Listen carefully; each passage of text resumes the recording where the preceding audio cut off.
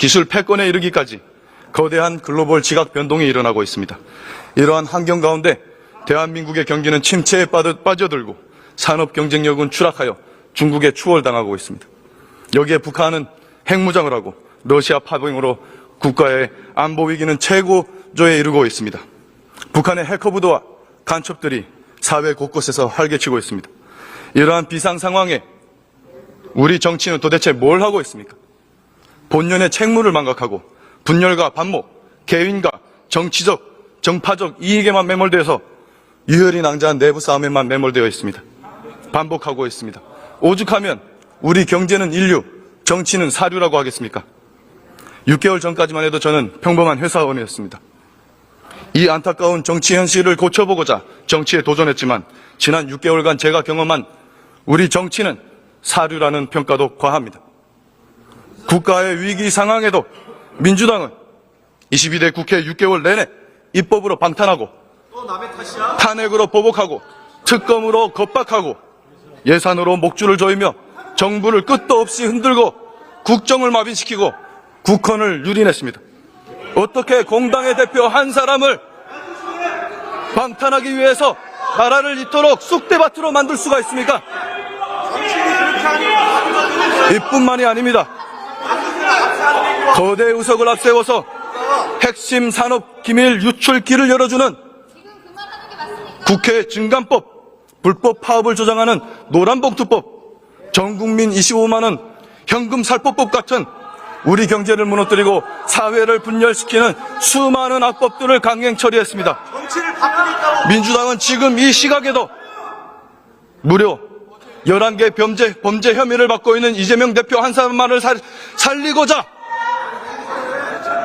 폭주를 멈추지 않고 있습니다.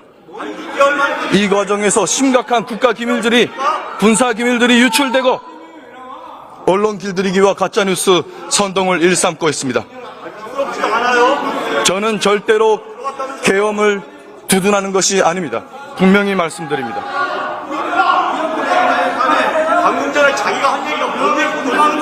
국방부 차관님 단상으로 나와주십시오. 들어주십시오.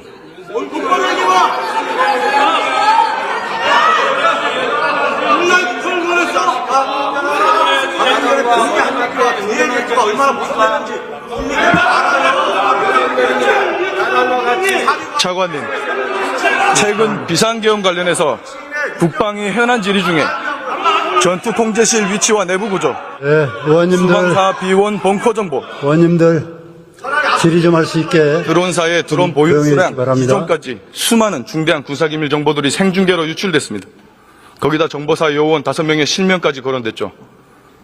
차관님, 이런 정보들이 유출되면 어떤 일이 일어납니까?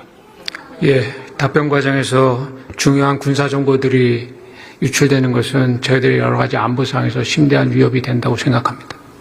신원이 노출된 요원들 같은 경우에는 작전에서 더 이상 작전을 수행하지 못할 수도 있지 않겠습니까? 예, 그럴 수 있을 것으로 판단이 됩니다. 그리고 전투통제실 정보 같은 경우에는 북한군 미사일 부대라든가 특작부대의 비상시 우리군 지휘부의 위치와 침투 경로를 알려주는 그런 일이 일어나지 그런 효과가 있지 않겠습니까? 예, 중요한 임무를 수행하는 인원들입니다. 게다가 민주당은 우리나라가 탄저군 공격에 취약하다는 정보까지 공개했습니다. 북한에 대놓고 우리의 취약점을 공개한 겁니다. 이번 군사기밀 유출 사태는 군과 국회가 모두 엄중하게 받아들여야 됩니다. 몰랐다면 무지한 거고 알고도 그랬다면은 기밀 정보를 적국에 갖다 바치는 행위나 마찬가지입니다. 국방위는 앞으로 질의 내용에 따라서 비공개 보고를 할 수 있도록 조치해 주실 것을 강력 건의드립니다. 네, 알겠습니다. 한독수 국무총리님 단상으로 나와주시기 바랍니다. 총리님, 지난 11월 6일에 민주노총 간부들이 1심에서 중형 15년을 선고받았습니다. 혐의가 뭔지 알고 계십니까? 네, 아마 우리의 그 적국과의 그 통신, 그리고 이렇게 하는 것이 좋겠다라는 뭐 그런 일들을 받은 거 아닌가 싶습니다. 간첩죄였습니다. 21세기 대한민국에 실제 간첩이 존재했습니다. 그것도 민주노총 핵심 간부가 북한 정권의 하수인 노릇을 한 것입니다. 이들은 2018년부터 4년간 총 102차례에 걸쳐서 북한 정권과 지령을 주고받았습니다. 청와대와 미군 기지 같은 군사정보들을 입수하고 이태원 참사를 세월호 사건처럼 촛불 시위 투쟁을 추진하라는 것이었습니다. 총리님, 이 정도면 파렴치한 종북 반국가 세력 아닙니까? 간첩을 두둔하는 겁니까 지금? 총리님, 우리나라에서 압력하는 이 간첩들, 이들뿐만이 아닐 것입니다. 이들을 잡아내는 역할은 누가 합니까? 이러한 간첩에 대한 대응 기관들이 있습니다만 최근에 이런 수사권 조정 이런 것들에 의해서 조금 옛날과 같은 그러한 그 능력은 발휘하지 못하고 하는 평가들이 많습니다. 이 부분에 대해서는 우리 정부도 그렇고 또 우리 국회하고도 적극적으로 협의를 해서 이러한 부분들이 잘 국가 보위를 위해서 작동될 수 있도록 그렇게 노력을 해야 된다고 생각합니다. 그렇습니다. 경찰의 대공수사권은 제대로 허점이 많습니다. 국정원의 대공수사권 누가 박탈했습니까? 여기 앉아 계신 민주당 의원들입니다. 민주당입니다. 민주당이 국정원의 대공수사권을 박탈했어요. 국가안보를 위협하는 간첩을 잡지 말라는 것 아닙니까? 올해 6월에 미국의 항공모함을 불법 촬영하다가 입건된 중국인 유학생 3명, 이들이 2년간 촬영한 휴대폰에 저장된 수많은 우리나라 군사시설 사진들이 발견됐습니다. 총리님, 이들 외국인의 간첩 행위를 간첩죄로 엄벌할 수 있습니까? 이거는 당연히 지금 적국을 위해서 간접한 자를 처벌하게 돼 있는 데에서 이런 간첩죄의 적용 범위를 외국으로 확대하는 법안이 국회에 제출되었다고 생각합니다. 개정 필요성에 공감합니다. 구속까지는 해도 간첩죄로 엄벌하기는 어렵습니다. 올해 8월 2019년부터 정보사 기밀 요원들과 그들의 신분과 중요한 군사기물을 중국에 팔아넘긴 군 간부가 구속됐습니다. 들으세요. 간첩 얘기하고 있잖아요.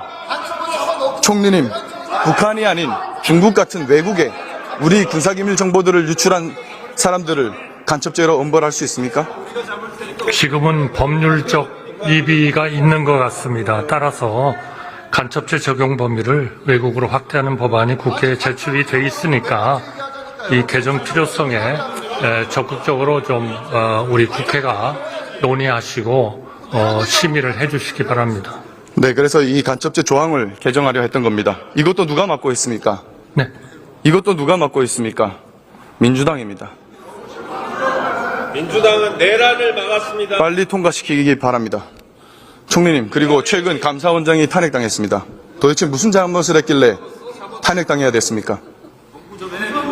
그거는 탄핵 사유에 적혀 있습니다만 저희는 탄핵이라는 거는 정말 중한 그러한 범죄가 있을 때 일종의 파면에 대한 해당하는 그러한 사법적 절차에 가까운 그런 절차라고 생각합니다.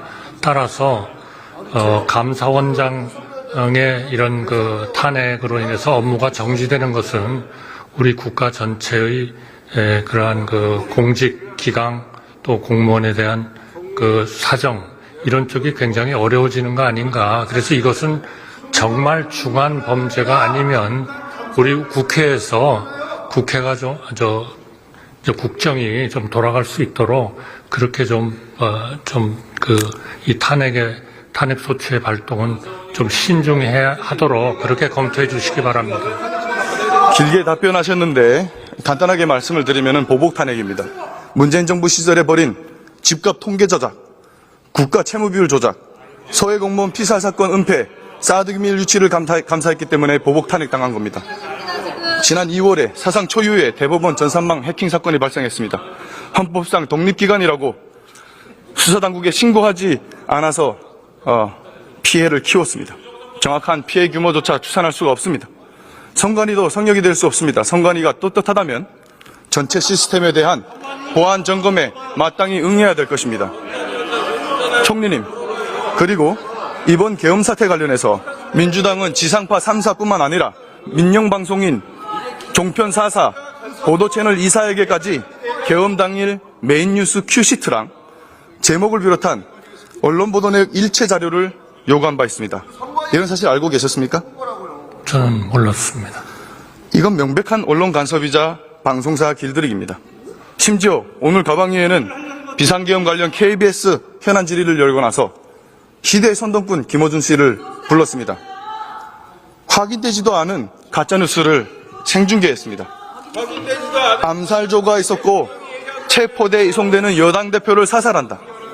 그리고 이걸 북한 소행으로 꾸미려 했다. 이런 말 같지도 않은 가짜뉴스를 생중계했습니다. 이곳 국회에서 이를 제지하지 않고 국무위원 자서까지 내준 가방위는 국회의 품격을 심각하게 훼손했습니다. 총리님, 민주당의 이런 행태 어떻게 생각하십니까? 저는 그러한 것들이 과방위에서 저는 처리가 잘 되어야 된다고 생각하고요. 만약 그러한 것들이 현재의 우리 사법 시스템에 저촉이 된다면 그러한 절차에 따라서 또 어떤 절차를 밟을 수 있지 않겠나 이렇게 생각합니다. 알겠습니다. 무슨 근거로 가짜뉴스라고 하는 겁니까? 내란의 힘! 말이 가짜뉴스라는 것이 근거가 무엇입니까? 밝히십시오.